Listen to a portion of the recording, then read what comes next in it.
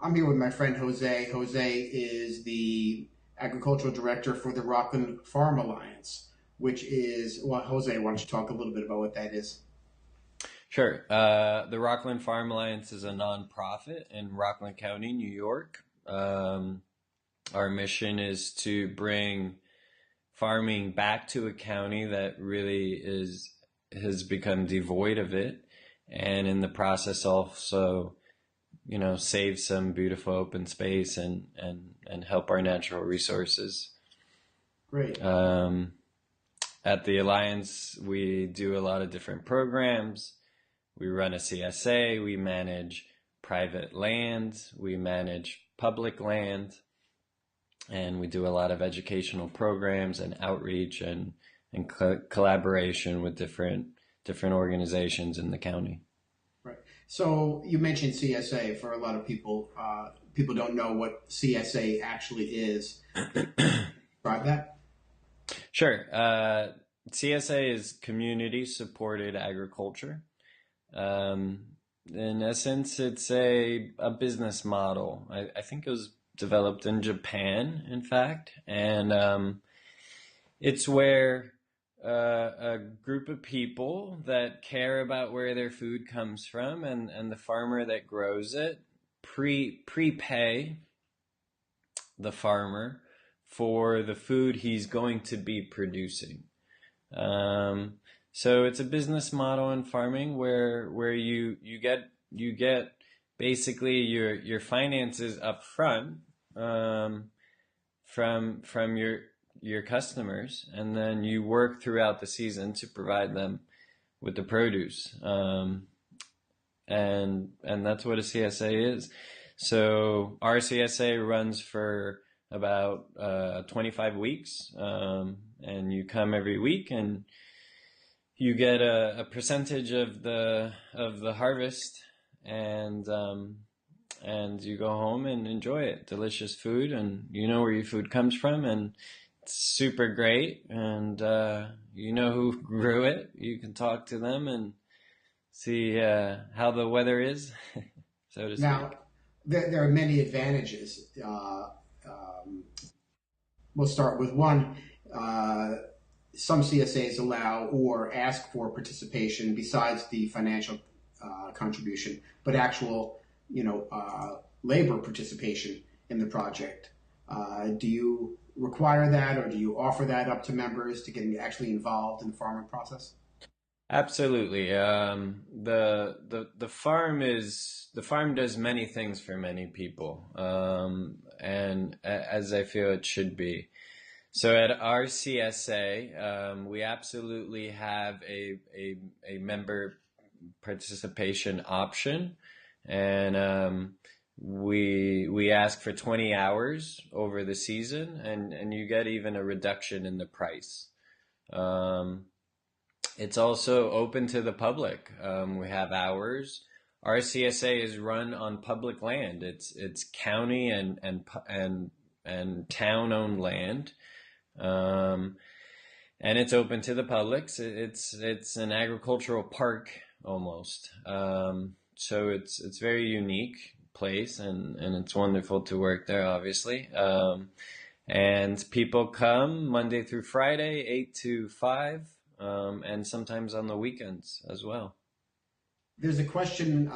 Well, many people now who are concerned about eating natural foods are buying certified organic produce in natural food supermarkets, and they're getting a bounty of everything all year long. One of my biggest gripes is sweet peppers flown in from Holland. As if sweet peppers Yeah. can't grow here, and they're stamped with the OKC of the USDA seal organic, and it's sort of people. It gives the people some sort of um, some confidence, I guess, in what they're doing is a healthy choice.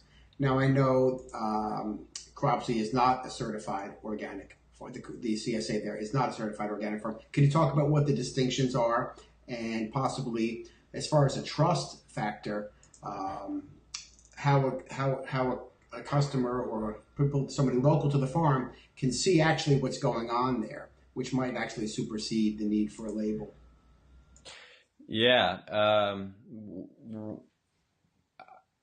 I've foregone the certification process as of now, for organic labeling. I feel it's unneeded because most of our most of the people that come to our farms for food, um, can access that farm any time of the day. There's there's no curtains, there's no hiding. Everything that we do is out in the open, and we talk about it, and we have school groups come and learn about it. We have elderly groups and everything in between coming to the farm to see what we do. So there's no need, I feel, at this point to label anything. It is what it is. And as far as the And farming practices there, uh, that's correct. the farming practices are as organic per se as any certified organic farm. Is that what you're saying? Well, if there were to be a label that I would apply for, it would be for a biodynamic label. And we're a biodynamic farm, and on our farm we use no pesticides, no herbicides. Um, we use no GMOs. We try to use heirloom and open pollinated seeds, always try to be organic, seed as much as we can. And and we use biodynamic practices to farm as well, which are all natural things, and in no way a pollutant to anything. Right. I'll make sure I put some links on the page about what biodynamics is for people who want to know more about it, so we don't have to kind of belabor that point here. Mm-hmm. But other to say that the people can come out and experience what goes on there, and they can see with their eyes and experience what's happening, and that there's no sprays and no. Oh, for sure. They can see with their eyes, and they can hear with their ears, and they can feel with their skin, and they can taste with their tongues, and they can come here and have a walk through the fields and really experience something incredibly beautiful, and something that it's been put into a box. And we're living in a time and an age where we still have people that lived when at a point in the world when they were in the box, and it was nature that was outside. And now it's reversed, and it's us that's outside, and we've put nature in a box. And we have these little pockets here or there, for the Northeast. I think it's rare for New York, and so close to such a big population of people. In Rockland County, has done a great job in preserving them, and on both the county and town levels. And it's amazing that we can do that, and this is something that we need to be doing, especially in these highly densely populated areas throughout the country. So I guess what you're also getting at is that besides just being a source of food, when people go to the supermarket, it's very abstract. They go there, the food is there. There's no connection to anything.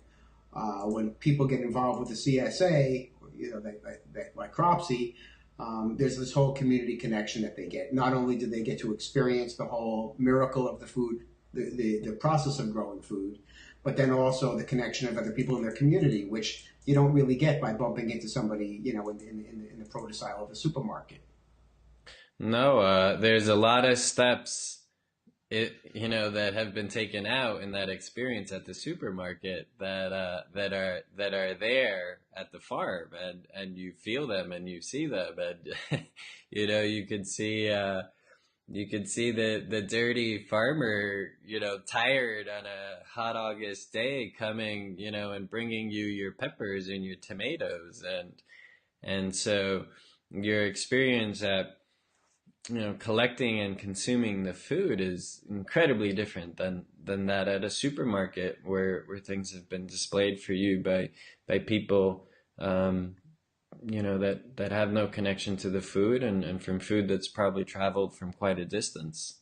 You're right. The carbon footprint is a big factor in whether or not certified Huge, foods, huge. should be considered that if they have that much of a carbon footprint. The last piece I find is interesting is that when people I've been a member of Cropsey, and I know that what you get each week, you really don't know what's coming because it's whatever's being harvested. So the one thing is that the people who are sort of the American consumer spoiled to getting everything they want when they want it. It's always there. But now it's like, okay, whatever's being grown in our local environment and whatever's here, how do we now adapt ourselves for what's seasonally and locally available?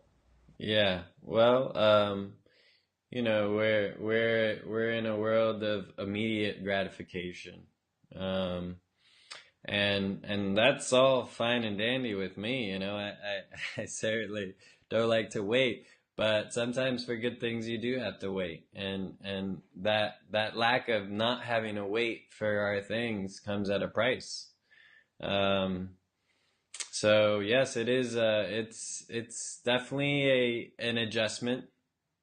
It's the concept of you know eating year round of food that you can grow yourself or has been grown somewhere near you by someone that lives near you is in our area very strange, and it doesn't necessarily have to be, and it cannot be. There's the potential of it not being that way, but you're not gonna have your mangoes and your ice creams and your things like that if it were strictly that.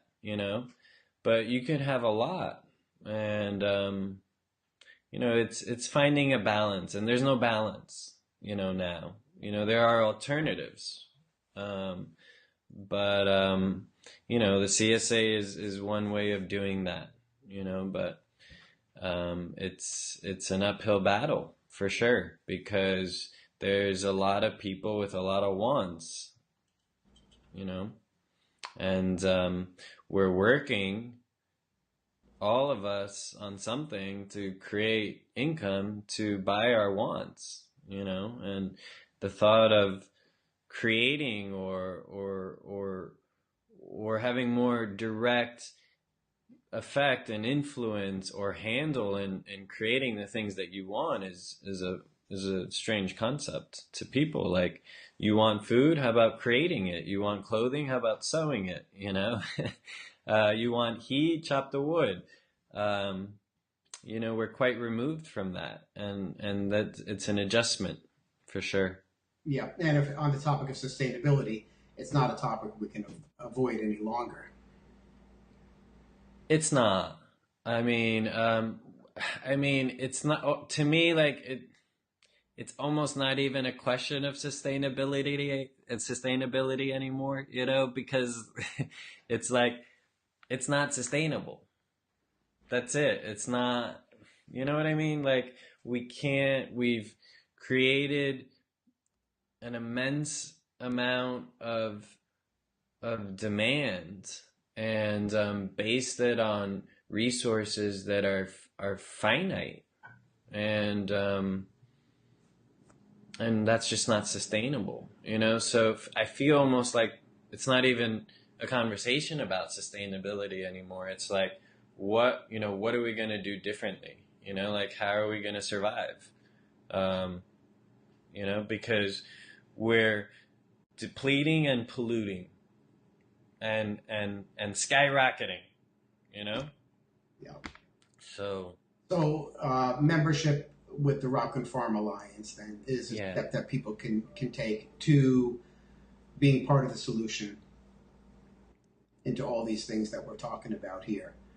yeah, They can get involved. They can, one, financially help the organization to do what it does, but also help their family and their community also to transition into another lifestyle, into a healthier lifestyle.